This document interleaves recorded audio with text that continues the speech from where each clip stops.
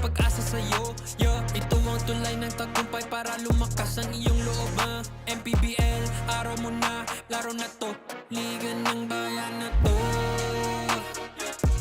Mga kabataan na sugod, Junior, MPBL para sa'yo.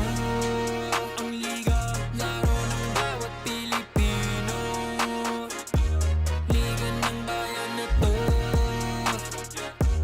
Mga kabataan na sugod, Junior, MPBL para sa'yo.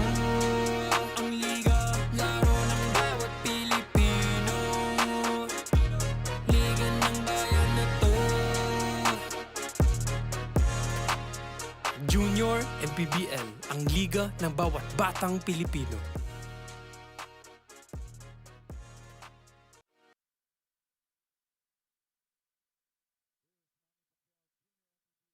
League Season 2. And Batang Abra Weavers Lamtex defeated the Novaliches Playmakers 109-63. And Abra is now on a 3-game winning streak after losing their opening match. We are now with Abra assistant coach Edsel Valiena and Abra guard Jid Locsin. Coach Edsel, first off, after dropping yung opening game ninyo, ano yung pinagbago sa team ninyo nitong last 3 games at slowly nakukuha na ninyo ang rhythm of yung mga players ninyo? Yun nga, nung first game kasi namin is kulang player, and then yung chemistry wala pa kasi bago pa lang. So sa ngayon naman, unti-unti nang nakukuha ng mga bata yung chemistry, yung pinapasok ni Coach Denok na sistema, nararana na ngayon. So still development pa rin araw-araw. And Coach, nakita namin dito sa game na ito, yung bench scoring, yung bench contributions led by ito si Jid, maganda ang pinakita this match. Oo, kasi binibigyan talaga lahat ni Coach Denok ng tiwala yung mga player kung saan siya effective, doon talaga inaano ni Coach Denok. Alright, mapunta naman tayo kay Jid. Jid, ikaw ang isa sa mga so far nakikita nating leaders mula sa bench dito sa Batang Abra. Nagbibigay ka ng energy off the bench. Ano yung masasabi mo about yung improvement ng play ng team ninyo throughout these last 3 games na nanalo kayo?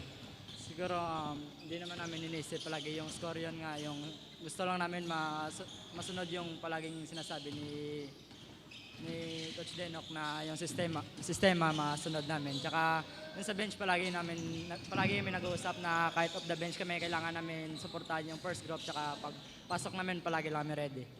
Yan. And ano masasabi mo na naging contributions ng bawat player, especially nakita natin nung last 2 games, though wala siya ngayon, si VJ, parang malaking bagay sa naging success ninyo so far this season. Yun nga, kailangan din namin mag-step up kasi wala nga si BJ. Tsaka kailangan pa namin ng maraming games para, yun nga araw-araw sabi ni Coach, kailangan namin ma-improve. Tsaka yung communication namin sa lahat, mas mabuo pa. Alright, Coach and